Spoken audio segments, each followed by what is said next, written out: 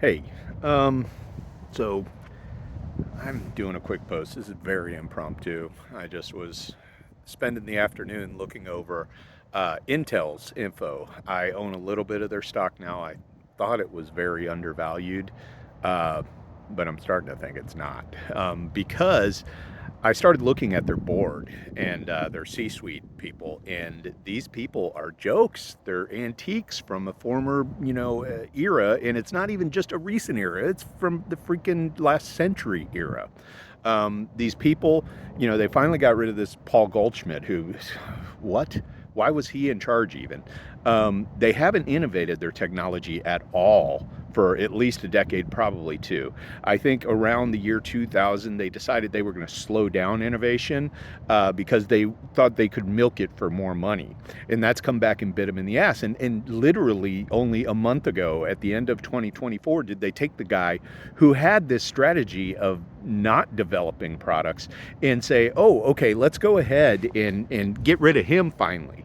So I look at their board and they have people on there that are like, well, first of all, they have, as I go down the list, they have two interim CEOs, neither of which are going to end up being the CEO. It's the two next people on the list. There's two Indian gentlemen that both have the exact same title. They're both senior vice president and chief operating officer. So one of them is getting promoted to CEO. I think in no small part, and I think that Intel on their board, they go, oh, look at everybody else, NVIDIA and Microsoft, everybody else has, go down the list of the top 20 CEOs and they are all, from India, and we need to get an Indian. So that's bad planning right there. But these two guys, they may be perfectly capable, but I don't know. This is not a statement about any kind of racial kind of thing. It's just that I think Intel actually thinks that way. And the thing is, Intel was in a great position 20 years ago. They innovated something about 15, 20 years ago called hyperthreading, which took a single processor, a single processing core, and it split it into two cores. It made it so that you could use it as two individual cores. So that on your system, you would look at it, instead of having four cores there, back then it was two, it would say four. And they stopped there. And the reason that, and I'm right there, that is the NVIDIA building, actually here in Austin, Texas. I live right by it.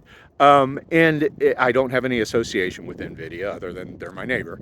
But the fact of the matter is they stopped and they got just absolutely just lambasted by a company like NVIDIA, who was able to produce 4,000 cores on a single chip. Now, the thing is, Intel could actually do something very similar to this. If they simply started utilizing some virtualization techniques like they did with hyperthreading 20 years ago, then they could actually develop cores that, I did the quick number, if you go down two layers and if I just take my little laptop sitting up in my home office over there, and I can, on my existing, I don't know, it's an 8th generation Core i5 CPU, I could go ahead and install a virtual machine, and I can create 32 virtual cores using open source Oracle VM software. And I could do that easily. I could go upstairs and do it right now, and I'd have 32 cores out of one, 32 V CPUs out of a single core. Now, why isn't Intel going ahead and building that sort of technology at the circuit level? Going ahead and saying, okay, we are going to virtualize out 32 cores for each core.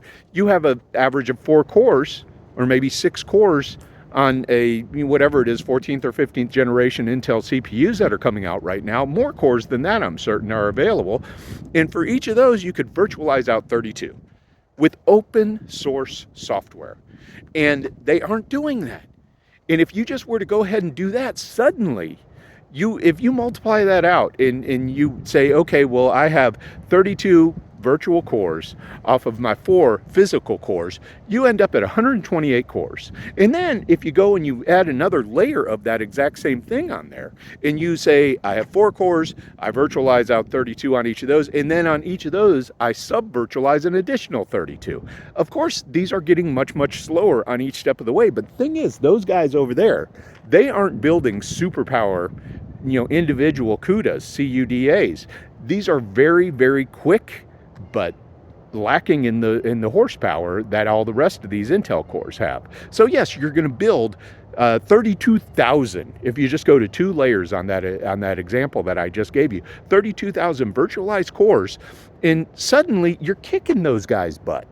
Suddenly you got to. But the thing is, the people at Intel are so out of date.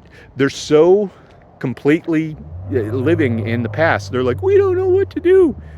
And I look at like their I think it's their CTO or something. Ooh, they lured him away from Hewlett Packard. Oh wow, great job, good get, Hewlett Packard, big freaking deal. They're the I mean, besides Intel, in fact, they are probably the one company that is part of the zeitgeist of the entire technology industry that is more outdated than Intel.